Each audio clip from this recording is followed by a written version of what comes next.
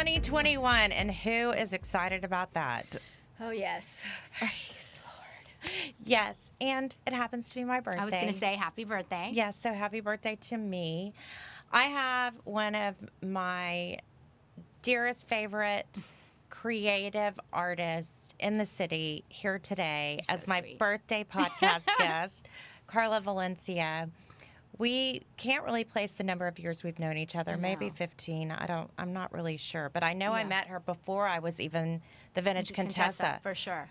And at that time, you were I was the editor-in-chief of 002 magazine. Yes. And I think we were converting it into local kind of around that time as well. We threw that big party.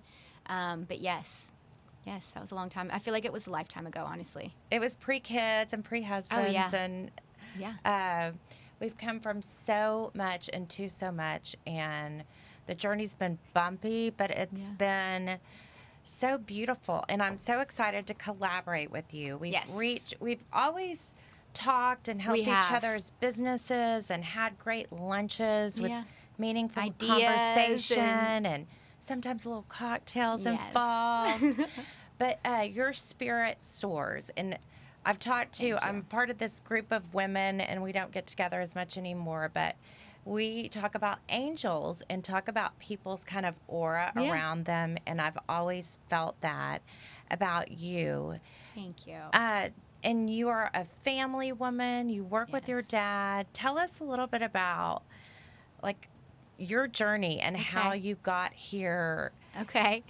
So, oh my gosh, I'll start with the Carla Valencia Design part, and then we can backtrack, because I feel like a cat with 9 lives, honestly. There's just been so much, as you said, things are bumpy. It's just life, I don't think it's not supposed to be a plateau. It's supposed to ebb and flow. It's supposed to change. You're supposed to grow. People come and they go. That's just life.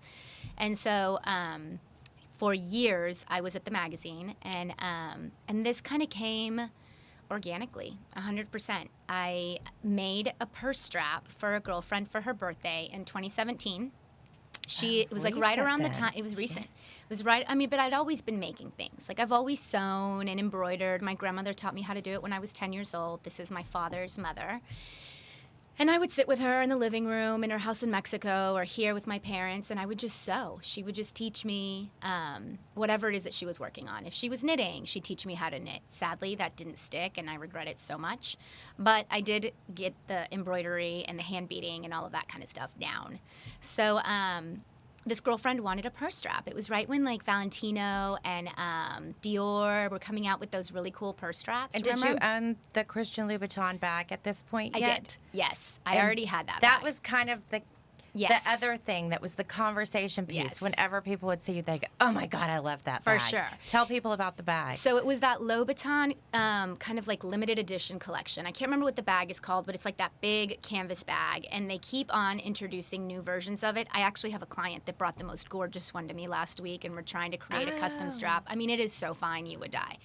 But anyway, so this was a collaboration with Indians in Mexico, and they used authentic textiles to make this bag. And it was, it literally was like my spirit animal, which is ridiculous that I'm saying that about a bag, but... but she was, or is it a male or a girl? What? Bag. The bag? Oh, she. She's a she. Okay. And, and they came with those little thin straps that were like literally, a 1/4 inch thick. I was like, what is this? So that's when I started making the friendship kind of bracelet inspired straps, because that bag needed one. So now my bag, she has the appropriate strap for her. But I would carry that and everyone would stop me. And then at the time, I think it was, Marzi, who is a local stylist, was selling those bags, was just getting her hands on as many as she could because everybody wanted these bags. Not because of me. There was a bunch of people that had these bags. But anyways, needless to say that my strap on that bag helped me sell lots of straps. but I totally diverted. So this girlfriend of mine that I made the strap for in 2017, it was literally just a strap I bought at J. Crew. And I hand sewed the entire thing, from the trim down the middle to the tassels on the end to the moon and the stars that I put on hers. And it was basically the same idea of my straps right now. It just evolved into looking a little bit more finished. And that's where my dad came in. So for the first, I would say, 5 or 6 months, the people that bought straps for me got them completely handmade by me. They all got upgrades once we refined our skill. And then my dad saw that I was doing this, and he said, hey, why don't I help you? He had a denim factory when we lived in Mexico. I was very familiar with machinery. He's always been super handy. The man can literally take apart a car and put it back together.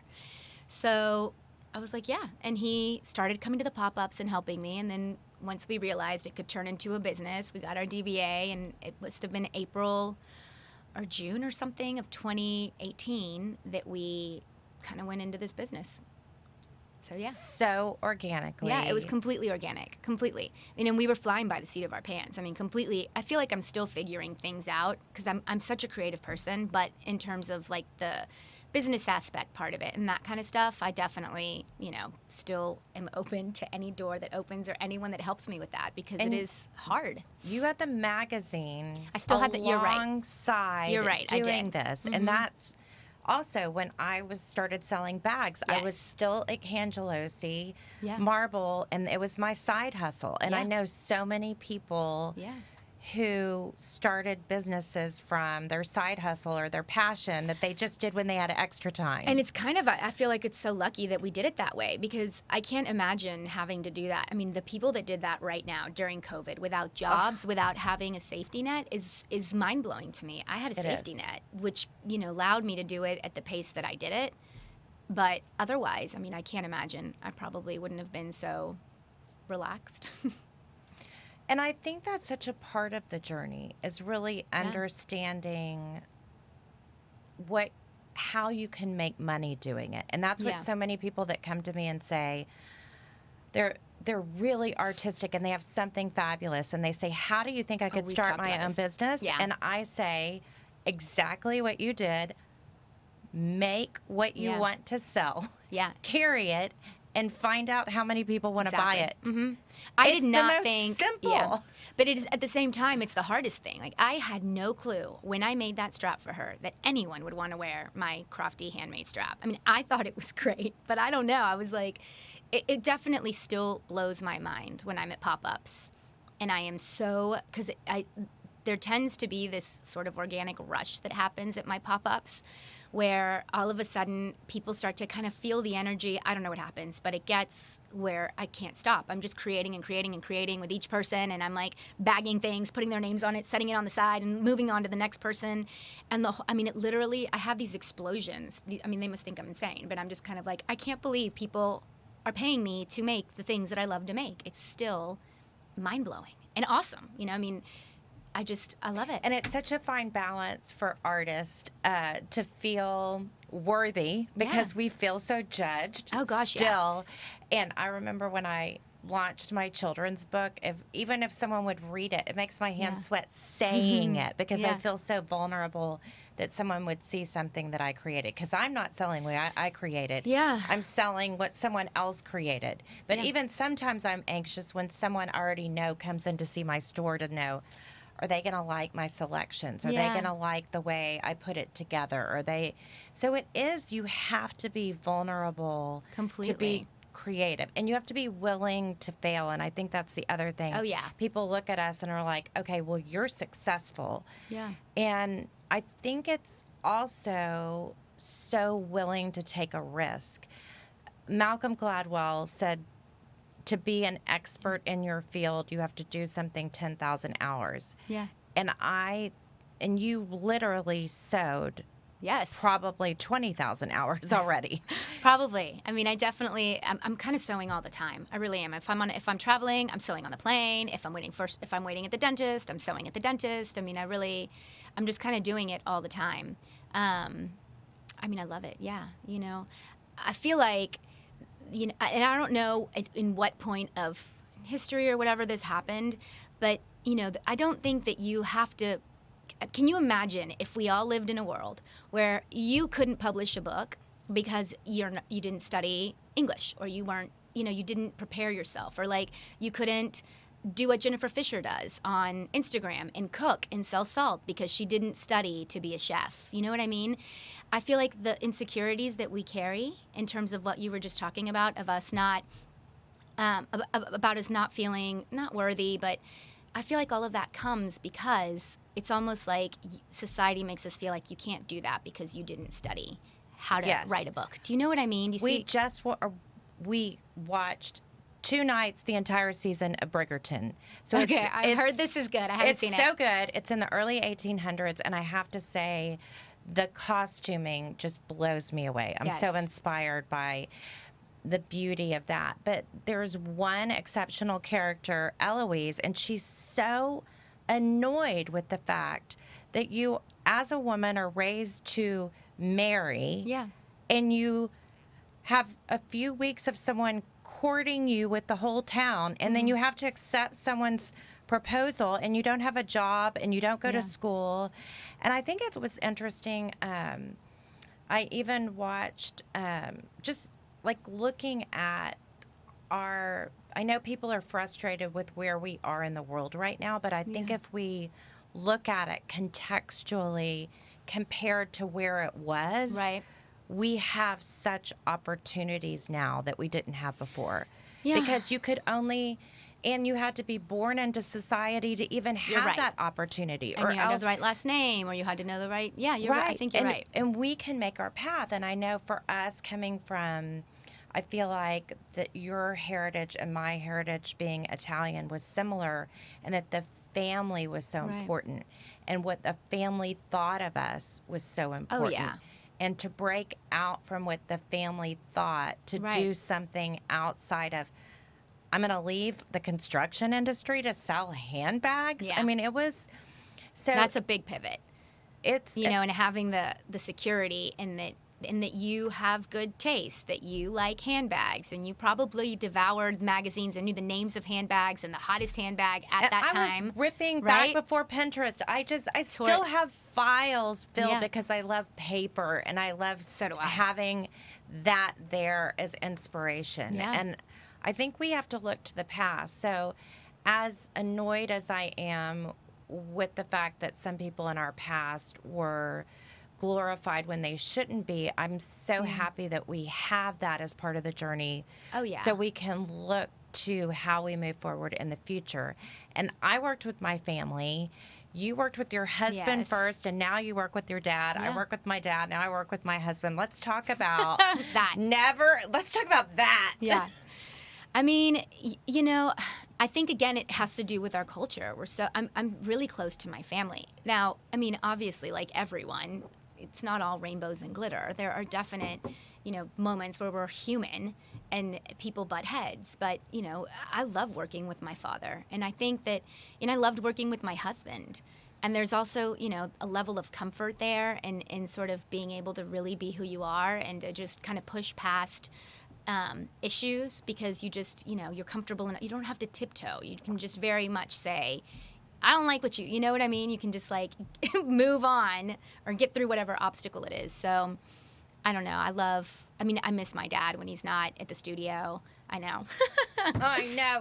So another thing I've really dived into is blue zones. And blue zones are places in the world where people live to be centenarians, 100 years old. Let's go to Sardinia. We need to move there. there. Girl, I know. But that's what I loved. You said that earlier. And there was a speaker at Bella's school that talked about kids today and their struggles with social media.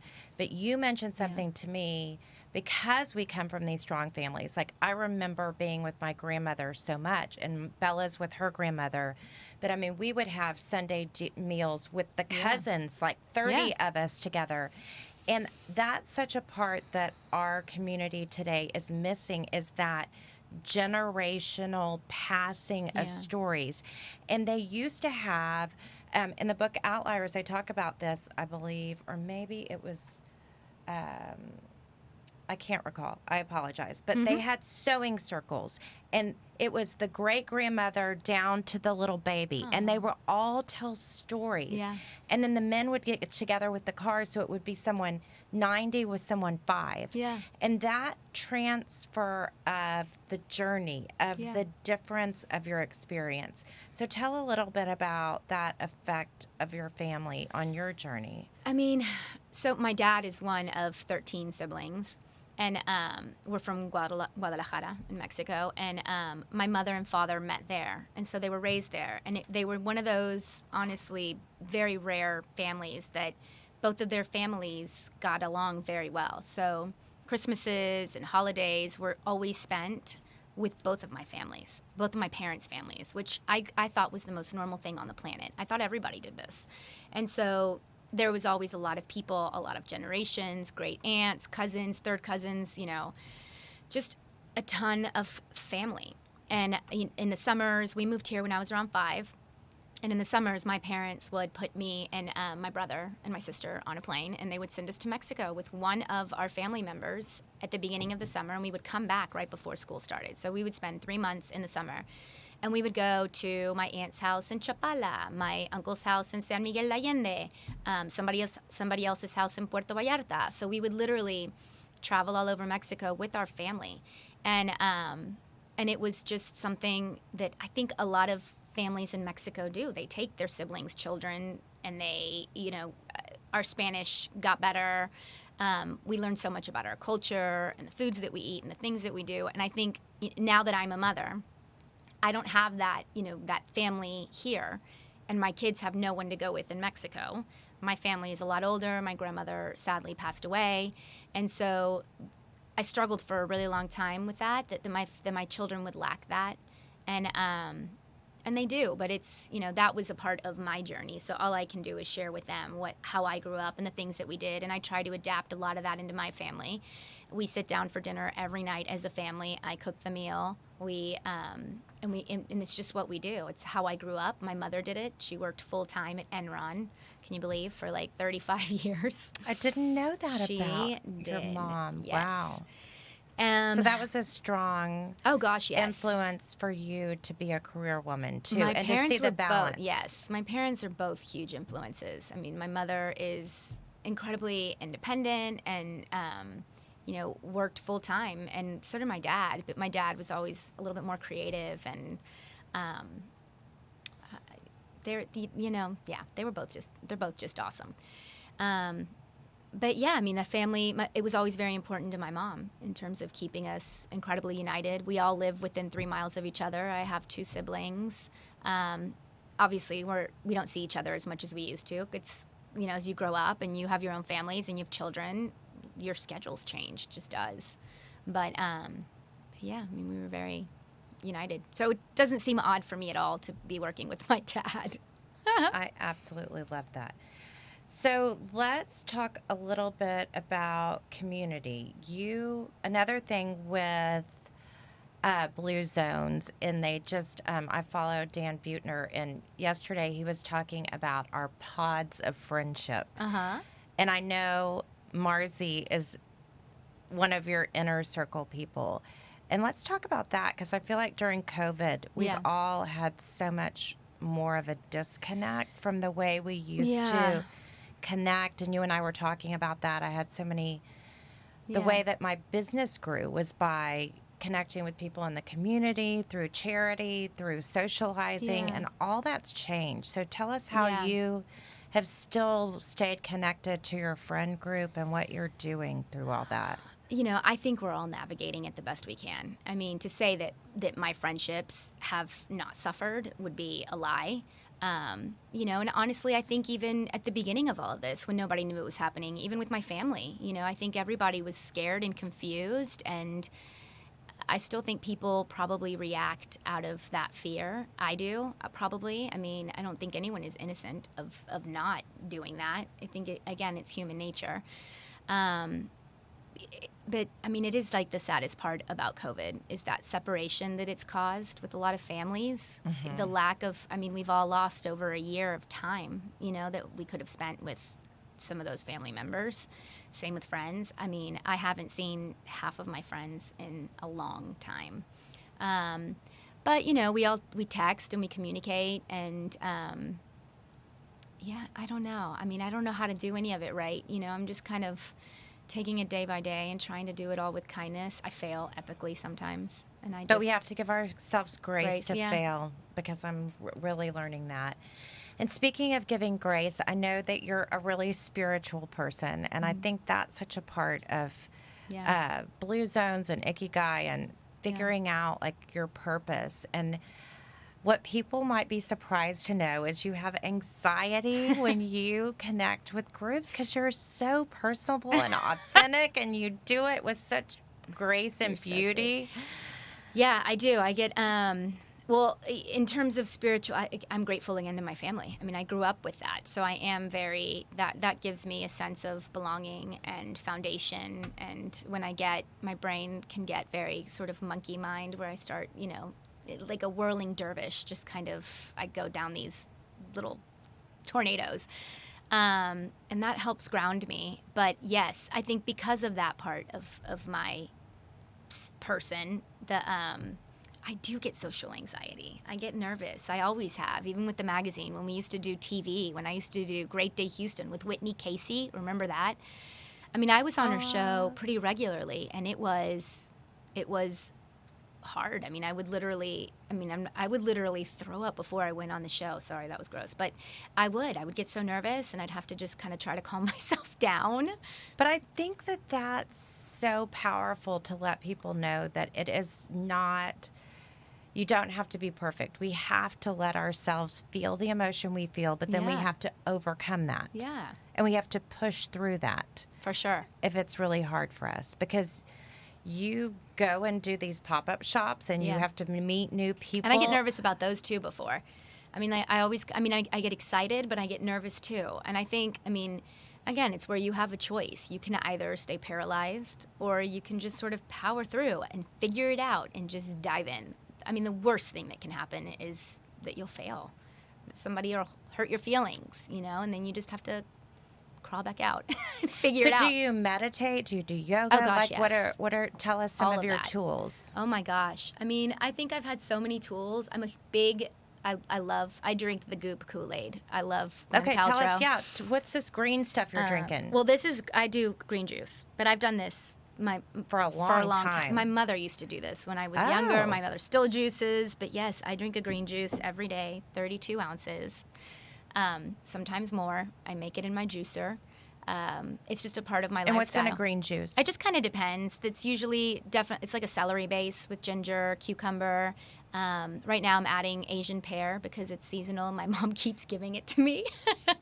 But yeah, that's usually, I make one almost every day. And then January is my dryuary. I do this every year. So I cut out alcohol and sugar, refined sugars, bread, grains, white grains, things like that. So what do you eat? Oh my gosh, I eat a lot. I mean, like yesterday, so I'll do my juice, and then, so today I got my juice. I have a smoothie that I made that has frozen cauliflower, frozen strawberry, frozen mango. It has raspberry seed powder, which is an awesome powder, anti-cancer, anti-inflammatory. It has amazing benefits. You need to look it up. Fascinating. I can't promise to be a doctor on that, but you can look it up. It's got really good benefits. And so I put that in there, and then coconut water and a little bit of lime juice. And so I'll drink that after this. And then what's your protein? So beans. I eat a lot of lentils and greens, dark leafy greens have a lot of protein in it. More plant-based. It's very plant-based, yes. And that's also Blue Zone. Yeah, I mean, I'm a vegetarian by nature anyways. Oh, okay. So I don't eat meat. I do eat seafood. But I think all of that, and this is kind of what my parents were vegetarian when I was born. So I think that had to do a lot with my food choices. But it does make a difference for me. I did eat meat for a while when I was much younger. But my body just functions better on this. It's just a lifestyle. It's just what I don't even think about it. I just kind of do it. And what about your kids? You give them a green My juice? kids, no, I wish. But that is not, it doesn't work that way. I know there's a lot of people. There are so many bloggers and influencers that I follow that live in Bali, and their kids are all running around tan and naked, drinking green juices, and like begging for the pitaya or whatever it is. My kids are definitely not that. My kids love fruit, and they definitely, but they also like their Oreo cookies, and they like dipping it in milk. So go for it. I like Oreo cookies. I just don't drink the milk. But no, my husband is a meat eater, so I cook 2 different meals every single day. Wow, that's commitment, girl. Yeah. But again, I grew up cooking. My mother did it, so it isn't. I think when you grow up, like the sewing, I grew up sewing. I mean, it's just what I do. But if I, had to do something I didn't know how to do or wasn't second nature to me, then I think I would probably also be baffled. But this is just normal to me. And I wake up and I walk every day and I meditate for 20 minutes. Not every day. And sometimes the monkey brain bugs me. But for the most part, I just... And is it guided meditation, or do you just listen to... No.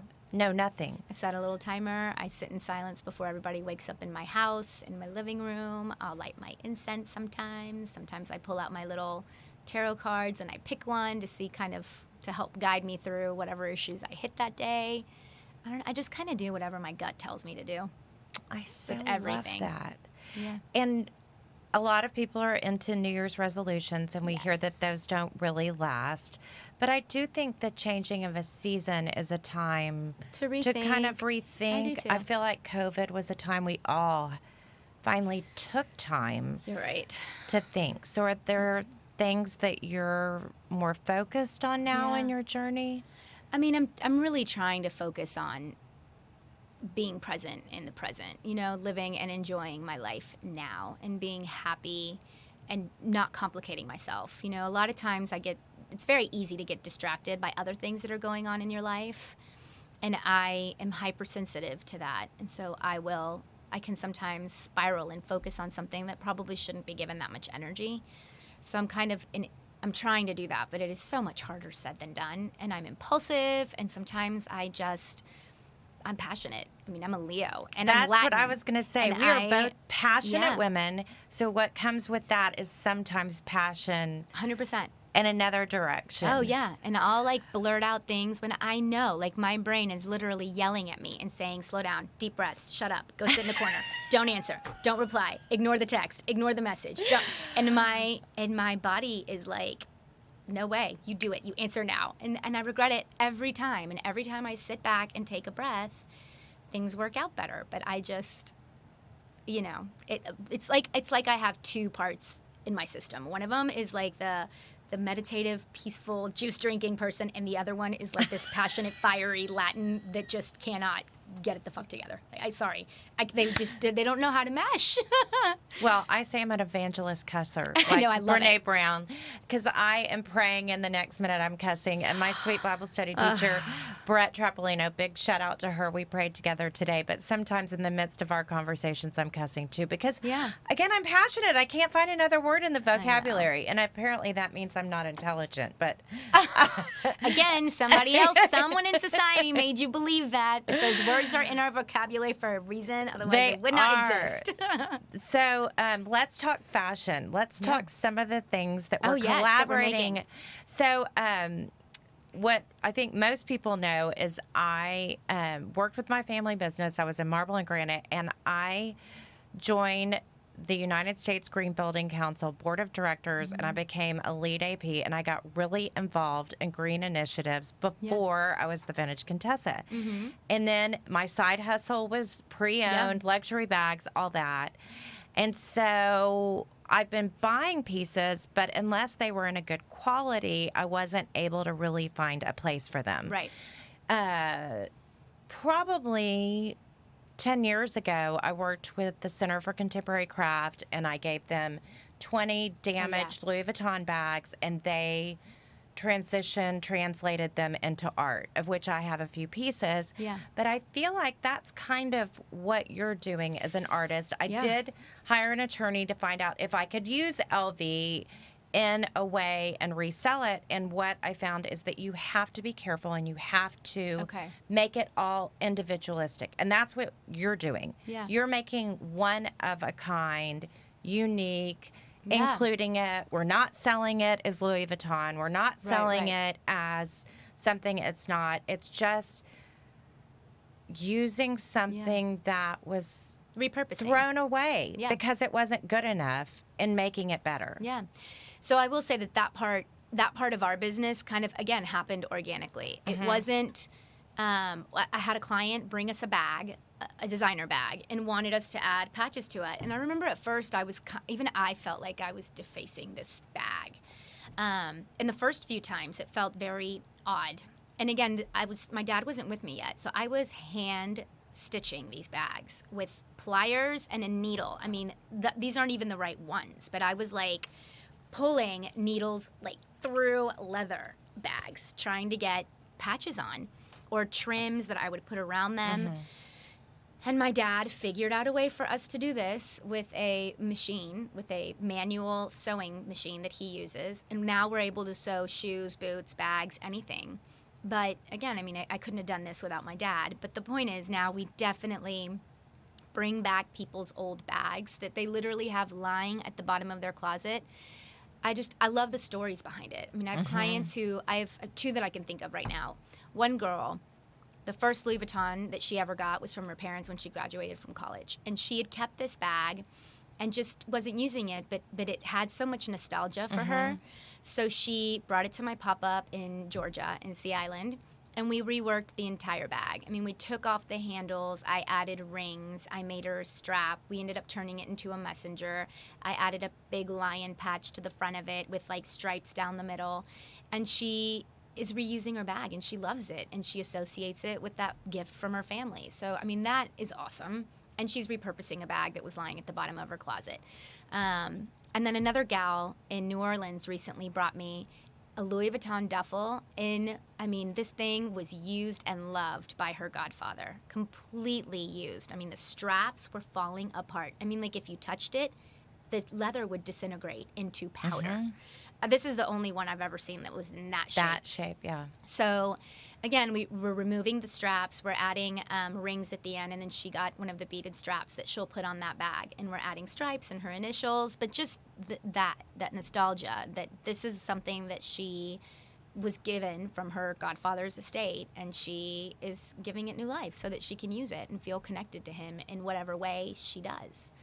So that's kind of the designer aspect of our business, which has grown significantly. I mean, I've been brought Hermès bags that are completely ruined. An Evelyn bag that had a stain from alcohol, from like rubbing alcohol that somebody had in their bag at the very beginning of the pandemic. She thought that if she put cotton swabs with alcohol dipped in a Ziploc bag, that when she showed up to the Alley Theater, she could wipe down the seat safely and then sit in it.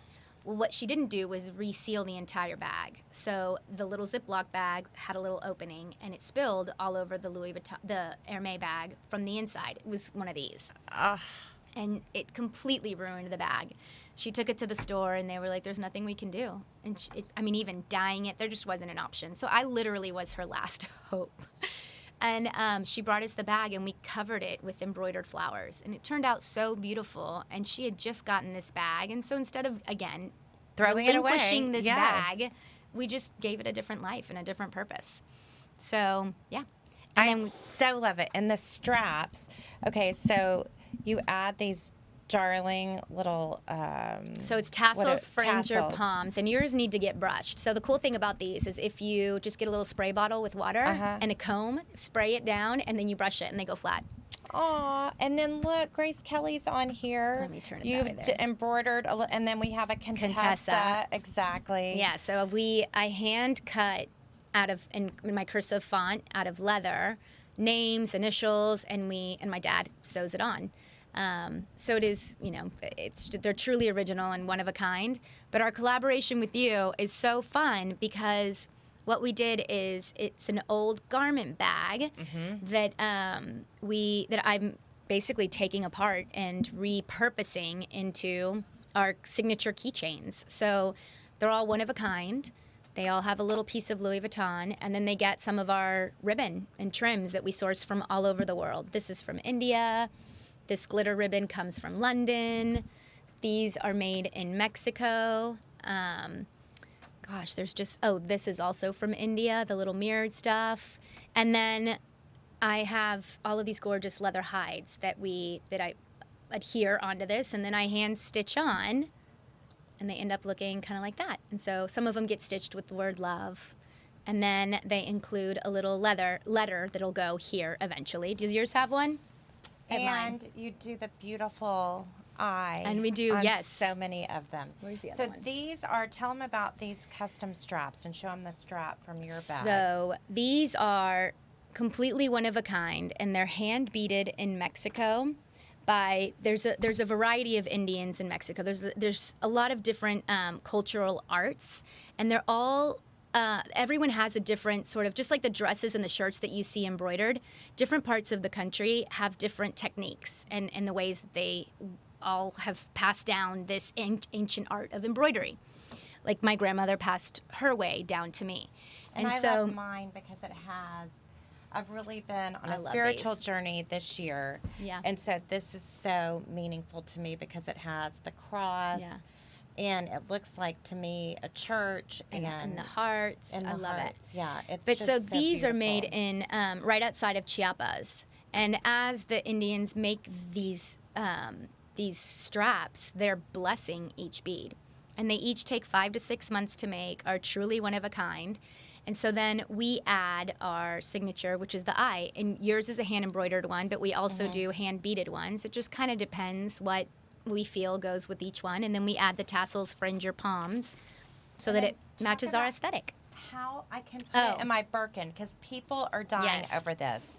And we're going to, Carla is doing this amazing thing. And I'll post these on my stories on Instagram so you can see it better. So they're just brass rings that we try to hide as much as we can when we're sewing them on. We do it to a bunch of different bags. But on the Birkins, I definitely try to sew it with the existing holes that are on there. So I don't make new holes. I use the holes that they used when stitching the bag itself because they're handmade as well.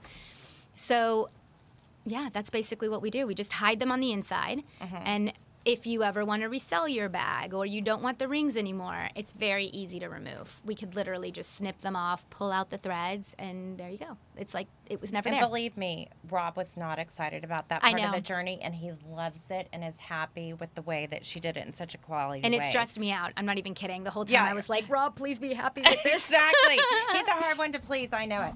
Okay, so this is my favorite thing you've ever done for me. I love this. So I bought the jacket at Tootsie's. They had an event there where they added Contessa, but you could do the embroidery, and then you customized it for me. And that's what I found. I'm most happy when I just give her total freedom to do something amazing. I mean, this is just, I'm so spiritual, and the Blessed Mother is so important to me. And the Italian journey of my life is so significant. So I love that one. And honestly, like so that Contessa embroidery, that's a specific style. That's a chain stitch. We don't do that. Okay. So that's also what I loved about that jacket is that, you know, you brought me something that you already loved, and then we literally took apart patches to make this. It didn't come like that. And then I hand embroidered, those are my grandmother's roses, the ones she taught me how to make when I was young. Aww. So there's just so much, I guess, like love and history woven into these things. So yeah, I love that jacket. So fun, but it doesn't have to be designer pieces. I mean, you take some other pieces. Talk about your collaboration also with the woman in New Orleans. Okay, so well, I'll start with that little bag. So those little pouches are made in India, and these are Sapana, and she is local as well, and she has all sorts of amazing tapestries and things made in India, and her whole purpose is to give jobs to families and the women. Sapana, I hope I'm saying this right, to those families. And so that's her one mission. And the fact that she makes money off of it for her is an extra. And so she sources these bags, and when she has them made, I get a bunch made as well. And we just started doing this during the holiday season, but they've been a huge hit. So yeah, I love being a part of what she is doing as well, not, indirectly. And then with your bag. Elysian, my it's bag. on your chair. Okay, so thank you. Elysian by M is this gal, Emily, who has all of these, again, textiles in Turkey made. It's gorgeous. I have her caftan. I was going to say, she's got caftans. She does really cool sneakers. You can check her out on Instagram. It's Elysian by M, E-M. And so we've got a lot of fun things going on this year as well that we're trying to collaborate on that hopefully we'll start to release as the months come along. But we've done so many of her bags and added initials and patches. I'm kind of sloppy seconds, so the only thing that mine has gotten are the rings, so I can attach a strap on it. And this is one of those original handmade straps. This is the J. Crew straps before I was manufacturing my own. So incredible. And tell us about your mask. Oh, the masks. So the masks are definitely my dad's baby. During the pandemic, when we were just kind of paralyzed at home waiting to see what was going to happen, my dad started looking up different mask patterns, and he started kind of merging and figuring out what he thought would be the best option out there. And so we started making masks. And they are 3 layers. There's a machine washable filter in the middle, and they're just pretty. And we hand stitch, and we can add patches to them. We're definitely making a lot less of them these days. I feel like everyone's making masks, but we still have our beautiful ones, and we make all sequin ones for wedding parties, and then we do these cute little mask chains so that you can wear it around your neck. So fun, because I'm always losing my mask and my glasses and my phone. Is there a way that we could hook it all up together on these keychains? We need to figure it out. That's what we need to do. Which is the whole purpose. I made these because of that. I'm constantly losing my car keys. Yeah, where's my key? And then I'm on the phone going, "Where's my phone? I cannot I do find that it." too. Anyway, love, blessings, all the best and happy of the birthday. world. Thank you. It was so beautiful, and we had a big event planned for next week. We're postponing it, so it will be February 11th, and it will be open to our listeners from from 1 to 3 at the Sydenham Clinic. Perfect. And it's going to be a Galantine, Valentine's, Galentine's, a little champagne. Hopefully you can have a toast by February. Yes. Yes, I'll be done. Exactly. So that's what we're shooting for, we're hoping for. And we just want a place for women to come together and have meaningful conversations, look at incredible pieces, shop, share stories, and we're really looking forward to that. And we just think you're such a treasure to Houston and certainly to me. And thank you guys for tuning in today. Lots of love. Everyone, one of my New Year's resolutions is to choose joy and to choose love. And when I get really mad at Rob or Bella, I think choose love. So they're real happy that that's my new 2021. Maybe even Grace Kelly will be happy too. Y'all come by the store and see me. I'll be there. Kisses. Bye.